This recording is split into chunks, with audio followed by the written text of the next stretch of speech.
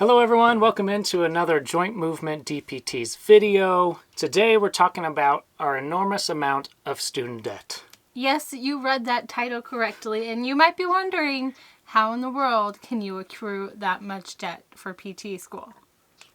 That's what we thought also. So join us for this ride as we kind of talk through that and why this large amount of debt kind of led us to our travel therapy careers.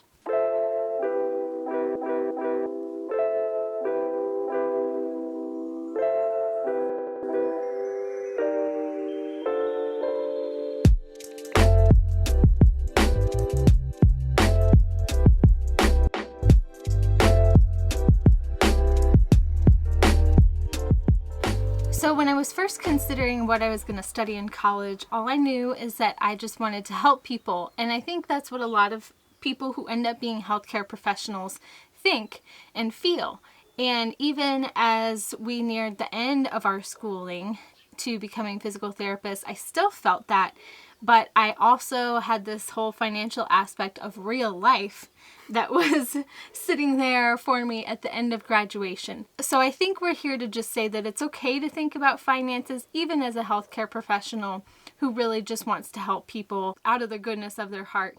But finances is a big part of everyone's life. And so it's good and it's okay to consider when you're making decisions. Our particular, Doctor of Physical Therapy program was a freshman entry program, and so we came in as 18-year-olds and then went all the way through undergrad, all the way to graduate school in 6.5 years of college. When we came into the program, and I'll even admit, as an 18-year-old, I had no idea what physical therapy was.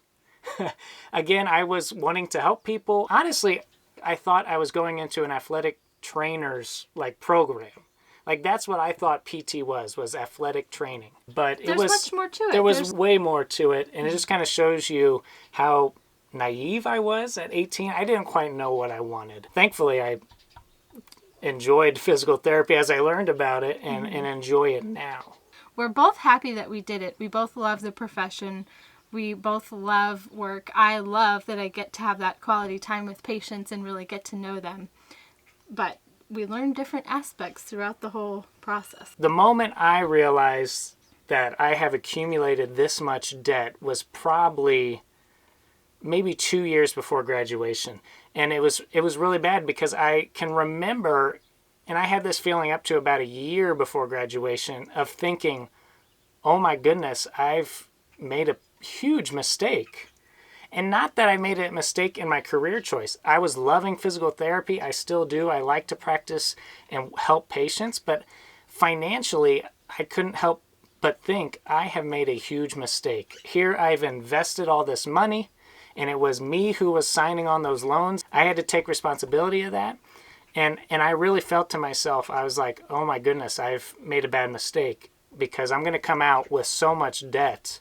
I'm already going to be starting in a hole. Going into the program as a freshman, I was told that, you're going to look at making about $70,000 to $100,000 starting out as new grads. And that would be worth what our debt was, to earn that higher income, and that would be a really good income. You got to invest a little bit into education. But as I began starting clinicals and talking with other therapists and respectfully asking them, how much are you making? What did you start making as a new grad? In our area, which, mind you, was saturated with other PT schools, I was getting quoted like $50,000 to $60,000 a year. And that's still really great. I'm trying not to complain or anything, but that just wasn't what I was expecting for me to sign on the dotted line for those student loans. So essentially, we were looking at our investment in school and trying to evaluate what our return on investment would be in our years of working. And it just seemed a little low for what we invested. I think the debt kind of felt like it was suffocating us, and we felt trapped. We didn't have our freedom. Right. And we really wanted our freedom back. There we were. We realized we had $330,000 in debt combined, and we knew we had to do something about it. That was about the same time I had begun looking into travel therapy. That's when kind of travel therapy became an option. And so I did a lot of different research, reading blogs about it. How do you become a travel therapist? Why do you become a travel therapist? I was really enticed by the fact that you could make more money. I was seeing other therapists write blogs about how they paid off this huge amount of student loan debt because they did travel therapy. And so I was gathering all this information, and I was kind of slowly siphoning it to Megan, saying, I think this would be a really good option. I know it's unconventional, but I think it would be really good to do right out of school, even though we're new grads. And that was kind of scary. We were realizing that if we didn't do travel therapy, we were looking at things like taking on weekend PRN jobs just to get ahead on paying it back. That felt really defeating because we were here graduating from our Doctor of Physical Therapy program, excited to have our weekends back, to go explore, to spend it with family without having this little bug in the back of our ear saying, you need to be studying, and to have that feeling of graduating and realizing that my weeks and weekends are still going to be taken up if I'm ever going to get to the place that I want to be. It was really defeating.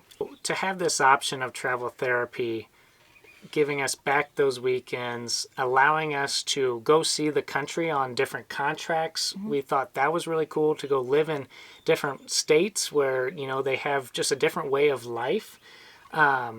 We also thought it was awesome that we were going to get to possibly work in multiple different physical therapy settings and learn from different therapists across the United States and how they do their treatments. And so it was really looking like a great option. And I think that kind of leads into why we created Joint Movement DPTs, or why we created this YouTube channel, our Instagram, our website. And it was because we wanted to share with other new grads like us in the therapy profession this other option. So when you felt suffocated by your student loan debt, that you had this other option that you could choose or not choose. And ultimately, if we could provide some educational content to give you the confidence to gain this freedom through travel therapy.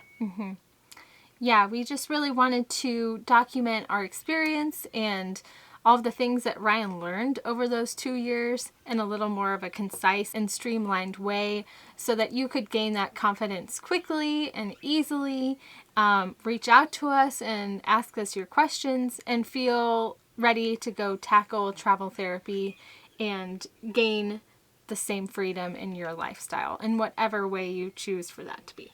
Some of that stuff I was researching was like, what does housing look like when you're moving every 3 months? How long is a typical travel therapy contract?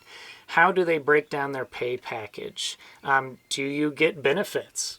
Do they reimburse CEUs? Does the hospital pay you, or does the travel therapy company pay you? Who are these people called recruiters? And why is it so important to have a good recruiter? Having more than one recruiter was a huge thing to discover, and realizing, oh my goodness, I'm allowed to work with more than one person at a time? Is that okay? I'm going to be working with multiple companies, which is weird. And then even like, how do I maximize my earning potential? So how do I earn those tax-free stipends, which is how you make a little bit more money? And so there is a lot to cover to hop into travel therapy. And I think that's why it can be really scary for individuals, for new grads. Yeah, for people like me who I didn't take the initiative that he had to research things for 2 years, I looked at it and I didn't think it was a real option because I was too intimidated by all the information.